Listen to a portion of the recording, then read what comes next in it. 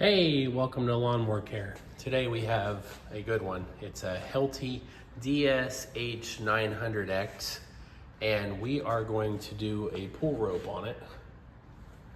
So what I would do is I'd get yourself a T27. I would remove these 3 screws. Remove the 3 screws.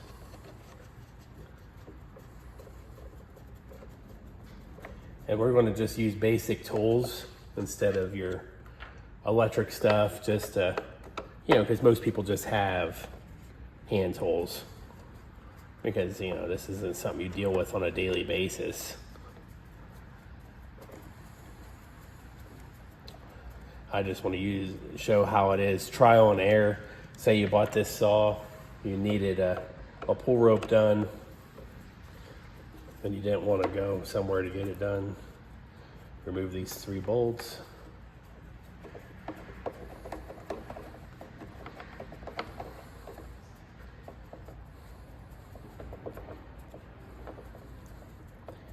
Not too bad. So you remove these 3, put them in an area that you're not going to lose them. Then this cover pops off.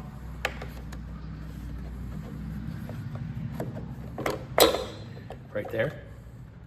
And it's spring loaded. So what you want to do is get your replacement rope, which I use the True Blue heavy duty commercial rope, 146/911. And you can do a lot of pull ropes with this stuff. Anyway, I would use like a lighter or something for the fraying. That way whenever you go to feed it in somewhere, it's not like going 1,000 different ways. And the center of this rope and the outside braiding, sometimes it separates. When you melt it all together, it'll follow suit here. What I do is I go to the back side here, I'll pull it straight, and then I'll lock it with my hand, kind of like a horseshoe. Just lock it all together. Take a pair of needle nose. See if you can grab the bottom here, which is a knot. Pull the knot through. Take a pair of scissors. Cut the rope. Pull it through.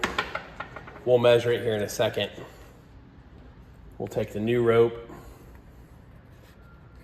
Push it through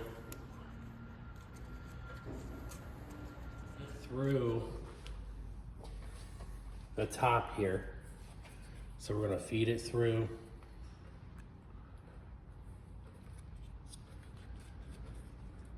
Feed it through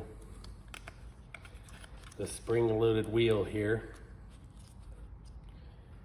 And then we're going to grab our needle nose. We're going to pull it through. And we're going to knot it up. Nothing too big, just normal knot. Then pull it until it's back in that holder area. There we go. And then kind of measure out how long the old one was. So the old one was here.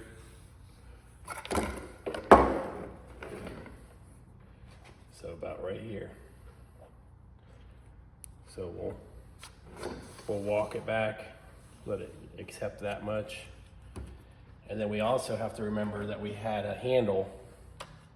So I'll cut off like another foot, half foot to a foot, somewhere in there.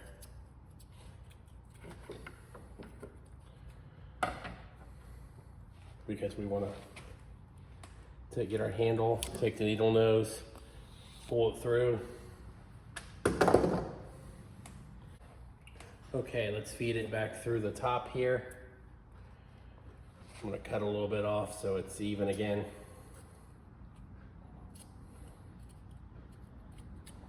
I'm going to take the lighter, Get some of the excess off. Kind of pull it so it's kind of narrow. Give it a second. Put it back through. Take the needle nose, pull it back through.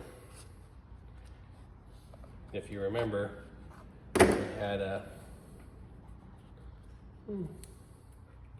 little bit there extra based on the last cord length. So now we'll just cut this. I usually just try to burn a little bit of this so it doesn't go crazy. There we go. See what I'm saying? So there's our new cord. Now we'll put it back in here. Now I just line it up and kind of pull on it a little bit, just play with it and push. There it is. There you go.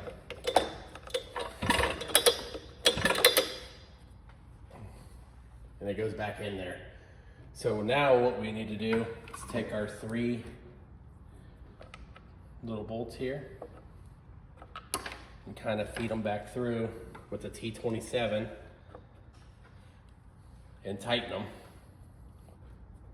And then we're going to give it a test. So, not too bad. I've used that True Blue cord a bunch on a bunch of different equipment. And it's kind of on the affordable side, in my opinion. And I don't sell for them or anything. I just letting you guys know that that's the cord I use because it was a good price. And it seems to hold up, so those 2 things. Last one here, and then we'll give it a test. And like I said, we use basic hand tools just to show you. If you had a T27 hanging around, you could do this job. T27, bare needle nose, pair of scissors, a lighter, and patience. There it is. Okay, let's test her out. Turn it on, hit the decompression button, prime it once, give it a pull.